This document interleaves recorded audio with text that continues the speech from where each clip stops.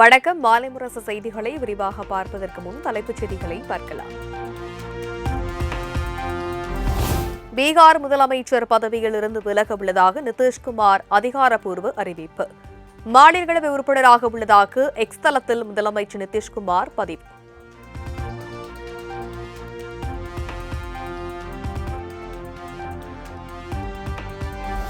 கடந்த நவம்பரில் முதல்வராக பதவியேற்ற 4 மாதத்தில் பதவியை ராஜினாமா செய்தார் நிதிஷ்குமார். 10 முறை முதலமைச்சராக பதவி வகித்த போதும் ராஜ்யசபா உறுப்பினராக விரும்புவதாக நிதிஷ்குமார் கருத்து.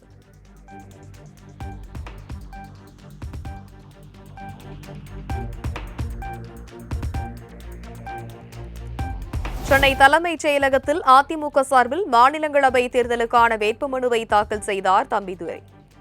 அதிமுக பொதுச் செயலாளர் எடப்பாடி பழனிசாமி முன்னிலையில் வேட்புமனுவை வழங்கினார்.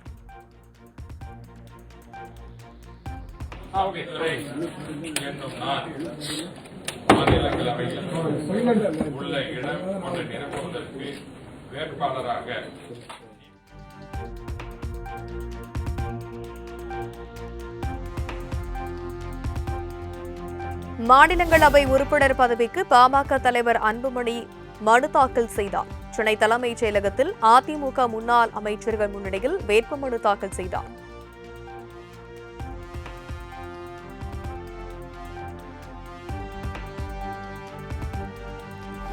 மாநிலங்களவை தேர்தலில் தேமுதிக வேட்பாளராக கட்சியின் பொருளாளர் LK சுதீஷ் போட்டியிடுவார்.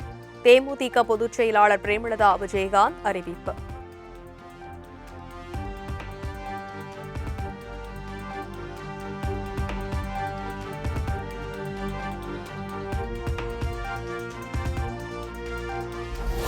காங்கிரஸ் கூட்டணிக்கு பிறகான என் ரியாக்ஷன் திட்டமிட்டதல்ல, ஆல் பினிஷ்ட் என்று தெரிவிக்கும் வகையில் ரியாக்ட் செய்தேன்.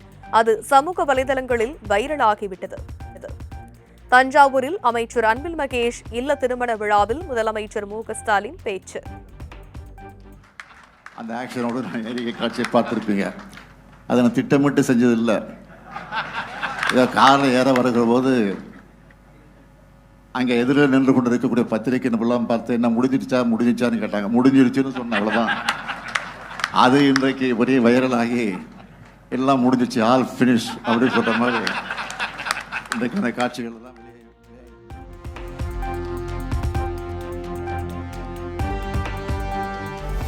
மதவெறி அரசியலுக்கு தமிழ்நாட்டில் இடமில்லை. மாநில உரிமைகளை ஒருபோதும் விட்டுக் கொடுக்க போவது இல்லை என திமுக தலைவர் மு.க. ஸ்டாலின் தொண்டர்களுக்கு மடல்.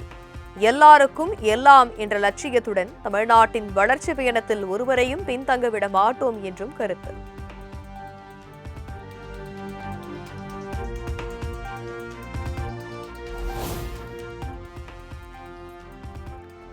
ஆஃபர் கொடுத்தேனும் திமுக கூட்டணியை உடைக்கலாம் என எதிர்க்கட்சிகள் கற்பனை கோட்டைகளை கட்டி வந்ததாக திமுக தலைவர் மு.க. ஸ்டாலின் கடும் தாக்கு. ஆட்சியில் பங்கு தருவதாக தாவேக அறிவித்ததை மறைமுகமாக சுட்டிக்காட்டி விமர்சனம்.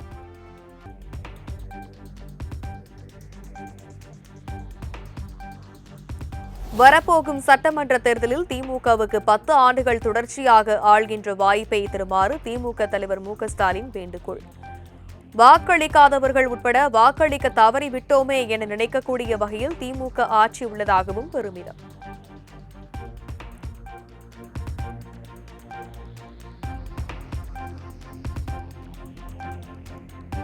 திமுக கூட்டணியில் மாநிலங்களவை உறுப்பினர் பதவிக்கு காங்கிரஸ் வேட்பாளராக கிறிஸ்டோபர் திலக் அறிவிப்பு. அகில இந்திய காங்கிரஸ் செயலாளராக பதவி வகித்து வரும் கிறிஸ்டோபர் திலக் இன்று வேட்புமனு தாக்கல்.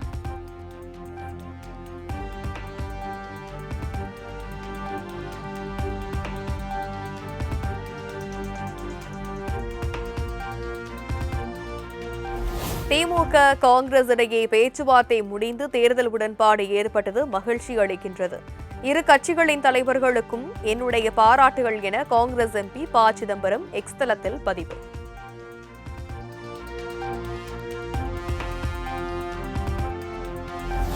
தாவேக சார்பில் சட்டமன்ற தேர்தலில் போட்டியிடும் வேட்பாளர்களின் பெயர்களை 2 வாரங்களில் வெளியிட உள்ளதாக தகவல்.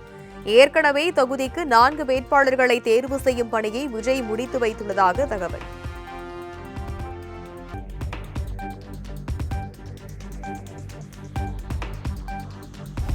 எங்கள் கூட்டணிக்கு வந்து விடுவோம் என்று சொல்லி கூடுதல் சீட்டுகளை காங்கிரஸ் கட்சியினர் பெற்றுள்ளனர். திமுக காங்கிரஸ் கூட்டணி குறித்த கேள்விக்கு தாவேக நிர்வாக குழு ஒருங்கிணைப்பாளர் செங்கோட்டையன் புதுச்சேரியில் குடும்ப தலைவிகளுக்கு 2 மாதங்களுக்கான உதவித்தொகை சேர்த்து 5000 ரூபாய் வரவு வைப்பு. சட்டமன்ற தேர்தலுக்கு இன்னும் 1 மாதமே உள்ள நிலையில் குடும்ப தலைவிகளுக்கு உதவித்தொகை வழங்கியதால் மக்கள் மகிழ்ச்சி.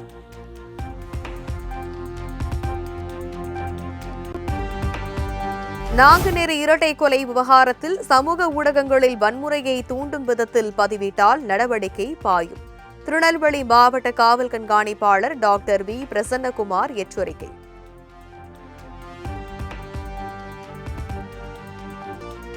திருவிழா வந்துவிட்டால் ஊராக போய் கடை போடுபவர்களைப் போல தேர்தல் வந்துவிட்டால் கட்சியை தூக்கிக் கொண்டு ஒவ்வொரு கட்சியுடனும் பேரம் பேசுபவர்தான் பிரேமலதா. கடந்த ஆண்டு எம்பி சீட்டு கொடுத்திருந்தாலும் அதை வாங்கிக் கொண்டு திமுகவில் தான் சேர்ந்திருப்பார் என அதிமுக நிர்வாகி விந்தியா விமர்சனம்.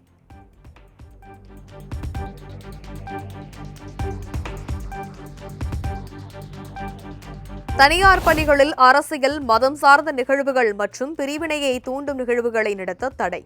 தனியார் பள்ளிகள் ஒழுங்குமுறை விதிகளில் திருத்தம் மேற்கொண்டு தமிழ்நாடு அரசு அரசிதழ் வெளியீடு.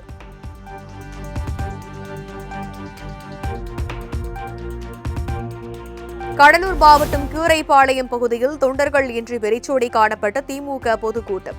காலி சேர்கள் முன்னிலையில் திமுக சிறப்பு பேச்சாளர்கள் பேசிக் கொண்டிருக்கும் காட்சிகள் வெளியீடு. முன்னாலே நீங்கள் அறிவீர்களா? திட்டங்களை பார்த்து பொறாமை கொண்டதா என்பவர்களானாலும் சரி, அவர்களை பார்த்து நான் கையும் ஒட்டுமொத்தமாக கட்டி காத்து ஆக்கிட வேண்டும் என்ற முயற்சியிலே சரி, அவர்களை பார்த்து நான் கேட்கிறேன்.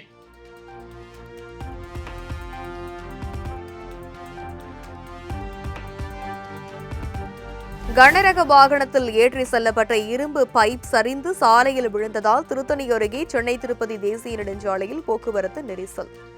5 மணி நேரத்திற்கும் மேலாக போக்குவரத்து சீர் செய்ய முடியாததால் வாகன ஓட்டிகள் கடும் அவதி.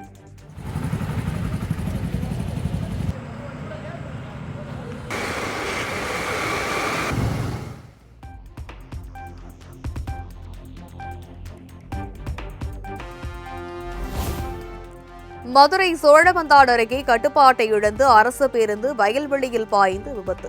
நல்வாய்ப்பாக பயணிகளுக்கு காயம் ஏற்படாத நிலையில் ஜேசிபி மூலம் பேருந்து மீட்பு.